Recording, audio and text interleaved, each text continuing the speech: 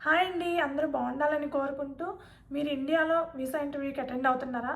So దాని గురించి నాకు తెలిసిన కొంత రియల్ ఇన్ఫర్మేషన్ షేర్ చేయబోతున్నానండి. మీరు ఈ వీడియో చూస్తుంటే కనుక దయచేసి ఒక లైక్ చేయండి, షేర్ చేయండి, తప్పకుండా సబ్స్క్రైబ్ అయితే చేసుకోండి. హైప్ చేయడం, లైక్ చేయడం మాత్రం మర్చిపోకండి. ప్రస్తుతం ఇండియాలో ఉండి వీసా ఇంటర్వ్యూస్కి అటెండ్ అవుతుంటే కనుక కొంచెం జాగ్రత్త తీసుకోవాల్సిన పరిస్థితి ఉందండి. రిజల్ట్ ఎలా ఉంటుంది, అప్రూవ్ అవుతుందా, ఇమ్మీడియట్గా అవ్వడం లేదా, నిజంగానే 221Gలు ఇస్తున్నారా లేదా, అది ఫేక్ న్యూసా, ఎలా జరుగుతుంది ప్రాసెస్, ఇమిగ్రేషన్ ప్రాసెస్ అంతా, ఇవన్నీ క్లియర్గా చెప్తానండి. అలాగే మాకు తెలిసిన వాళ్ళిద్దరు కూడా ఇండియాలో వీసా ఇంటర్వ్యూస్కి అటెండ్ అయ్యి ఉన్నారు. సో ఆ రిజల్ట్ ఏమైంది, వాళ్ళకి ఎలా అయ్యింది అనేది కూడా క్లియర్గా చెప్తానండి.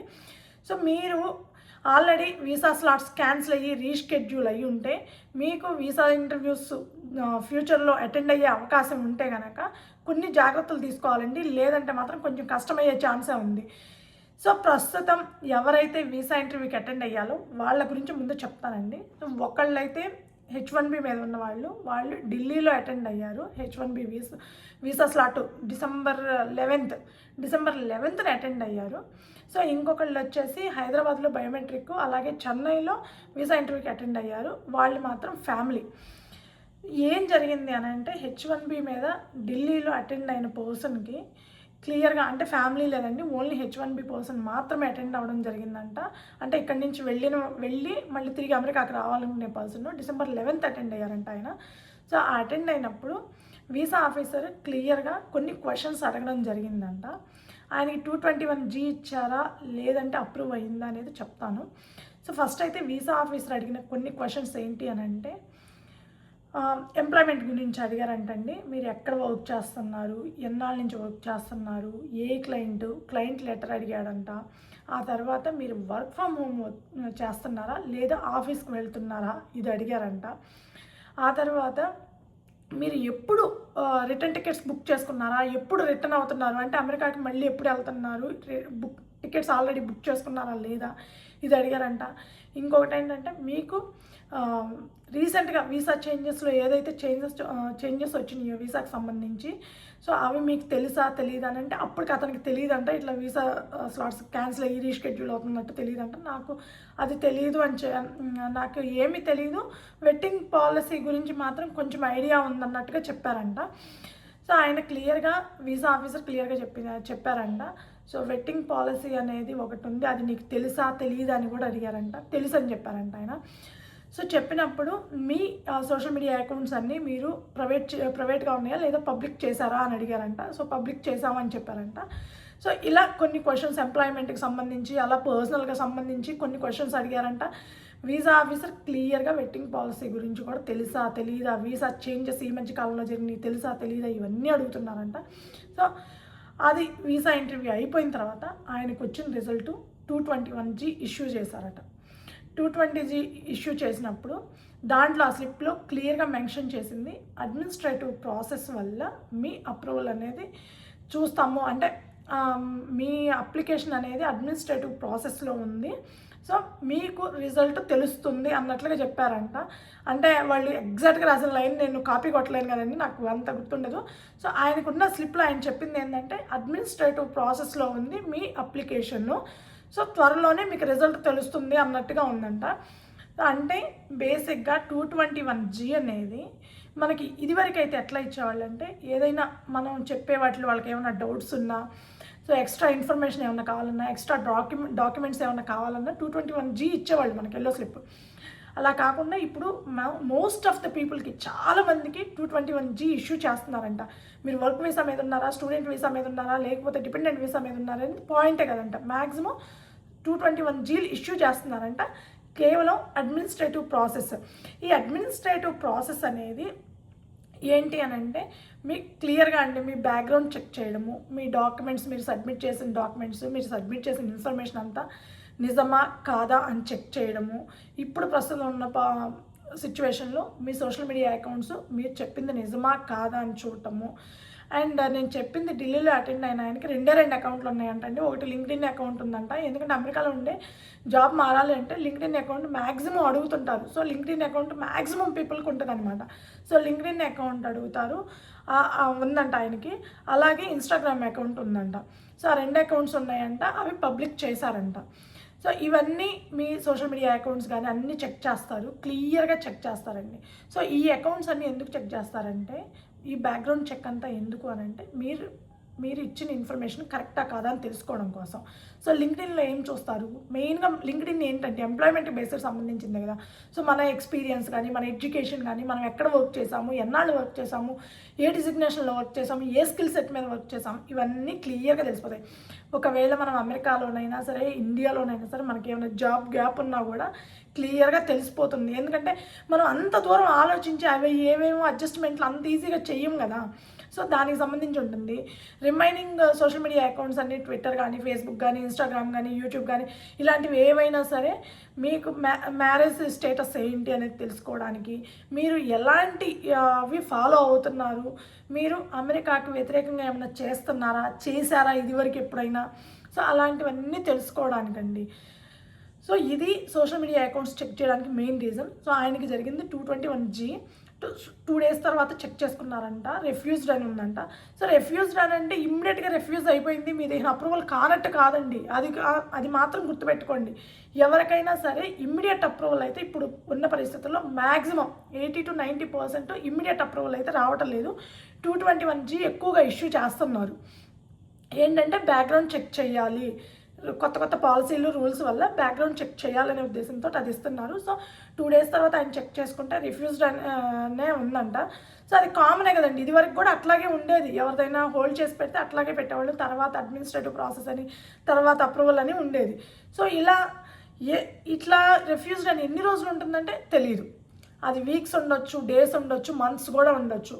అదే మెయిన్ పాయింట్ అండి. డిలే అవుతుంది, మనకి ప్రతిదీ డిలే అవుతుందన్నమాట. ప్రతి ప్రాసెస్ మనం నెక్స్ట్ మంతే రావాలి, లేదంటే ఇంకొక 15 daysలో మనం రావాలి అమెరికా. రాలేము, అది ఎప్పటికి అప్రూవల్ అవుతుందో మనకు తెలియదు. సో ఆ ప్రాసెస్ అంతా డిలే అవుతుందన్నమాట. అంత మాత్రాన మనది రిఫ్యూజ్ అయినట్టు కాదు, మనది డినై అయినట్టు కాదు. ఖచ్చితంగా అప్రూవల్ అయ్యే ఛాన్సెస్ ఎక్కువ ఉంటాయి. మనం అంతా కరెక్ట్ ఇన్ఫర్మేషన్ ఇచ్చి అంత కరెక్ట్గా ఉంటే అప్రూవల్ అవుతుంది. కాకపోతే ఎంత టైం పడుతుంది అనేదే తెలియని విషయం. అదొకటి.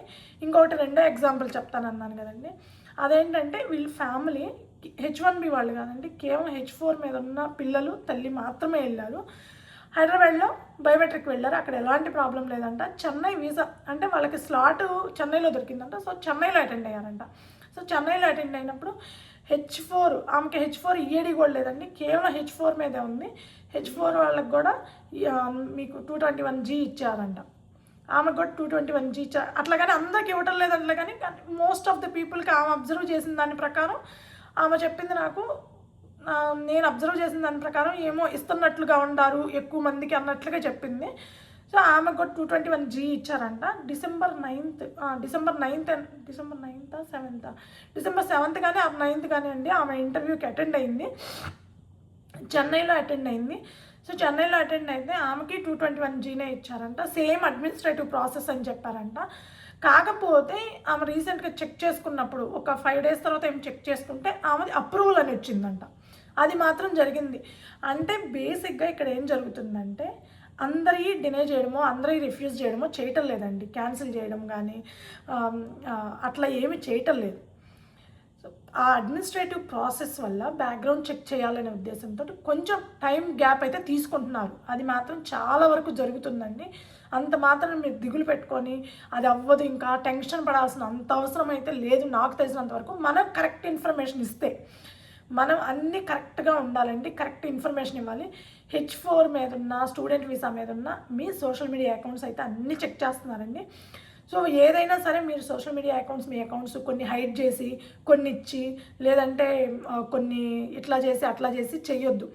ఎందుకు అని అంటే మన ప్రతి ఐడిని వాళ్ళు క్యాప్చర్ చేస్తారు, ప్రతి ఐడితోటి వాళ్ళు చెక్ చేస్తారు. సో వాళ్ళకి డౌట్స్ వస్తే ఆ నేమ్స్తో ట్రై చేస్తారు. చాలా హంగామా ఉండిద్ది, చాలా ఈజీగా ఫైండ్ అవుట్ చేస్తారు. కాబట్టి ఒకవేళ మీరు ఆ అకౌంట్స్ మనకు వద్దు, ఎందుకు అన్నెసరీగా అనుకుంటే డిలీట్ చేయాలనుకుంటే చేయొచ్చు, అది మీ ఇష్టం. కానీ డిలీట్ చేయాల్సినంత అవసరం లేదండి. మన ఇండియన్స్ అంత దారుణమైన కామెంట్స్ లేకపోతే ఇంకొక షేర్స్ ఏమి చెయ్యరు మ్యాక్సిమం. సో డిలీట్ చేయాల్సిన అవసరం లేదు, బట్ పబ్లిక్ చేసి పెట్టుకోండి. సో ఇవన్నీ నాకు తెలిసిన 2 రియల్ స్టోరీస్ జరిగింది. సో మీరు వీసా ఇంటర్వ్యూకి అటెండ్ అవుతుంటే కనుక ఇండియాలో most of the time 221G issue చేసే అవకాశం ఉంది. సో అలా ఇష్యూ చేశారు అని టెన్షన్ పడబాకండి ఎవరు. అది అడ్మినిస్ట్రేటివ్ ప్రాసెస్ వల్ల బ్యాక్గ్రౌండ్ చెక్ చేస్తారు అని మనందరికీ తెలిసిందే ఇప్పుడు అంతా ప్రాసెస్ అంతా. సో ఆ బ్యాక్గ్రౌండ్ చెక్ వల్ల మనకి కొంత డిలే అవుతుంది. సో ఆ డిలే అవ్వడం వల్ల H4 డిపెండెంట్స్కి పెద్దగా ఇష్యూ అవ్వకపోవచ్చేమో, కానీ ఎందుకంటే మనకు 1 నెల లేట్ అయినా, అంటే మనం వర్క్ చేయకపోతే ఈఏడి లేకపోతే మనకు 1 నెల కాదు 2 నెలలు లేట్ అయినా ప్రాబ్లం ఏముండదు. మళ్ళీ అగైన్ కిడ్స్ ఉంటే మళ్ళీ అది ప్రాబ్లం అవుతుంది, స్కూల్కి కొంచెం లేట్ అవుతుంది. బట్ అది కూడా 1 నెల 2 నెలలు లేట్ అయినా ప్రాబ్లం లేదండి కిడ్స్ కూడా, ఎందుకంటే ఆన్లైన్ క్లాసెస్ అటెండ్ అవ్వచ్చు ఇక్కడి నుంచి. సో ఆ అడ్వాంటేజ్ ఉంది. అలా కాకుండా H1B వాళ్ళకి డిలే అయితే వాళ్ళ జాబ్ ఓపెన్లో ఉండడం అనేది కష్టమవుతుంది. సో ఇదండి రియల్గా నాకు తెలిసిన రెండు స్టోరీసు. ఎవరికైనా అప్రూవల్ అయ్యి ఉంటే ఇమ్మీడియట్గా మీరు అటెండ్ అయినప్పుడు ఒకసారి కామెంట్ చేయండి. చాలామందికి అది ఇన్ఫర్మేషన్ షేర్ చేసుకోవచ్చు, చాలా ఈజీగా ఉంటుంది. ఏ విధంగా అప్రూవల్ అయింది, ఎలాగా 221G ఇస్తున్నారా, ఇవ్వటం లేదా, అందరికీ ఇస్తున్నారా, కొందరికి ఇస్తుంది. నాకు తెలిసినంత వరకు కొంచెం ఎక్కువ పర్సంటేజ్. ఇదివరకు ఎక్కడో ఒకళ్ళకి ఇచ్చేవాళ్ళండి, అంటే వాళ్ళకి ఏదైనా డౌట్ ఉండి డాక్యుమెంట్స్ అవసరం అయ్యి, లేదంటే వాళ్ళు ఇచ్చిన ఇన్ఫర్మేషన్ కరెక్ట్ కాదనే డౌట్ ఉంటే అలాంటి సిచ్యువేషన్లో 221G ఇష్యూ చేసేవాళ్ళు. అంతేగాని మ్యాక్సిమం మనకి ఇమ్మీడియట్గా అప్రూవల్ వచ్చేది. చాలామందికి ఇమ్మీడియట్గా అప్రూవల్ వచ్చేది, ఇమ్మీడియట్గా రిఫ్యూజ్ చేసేవాళ్ళు.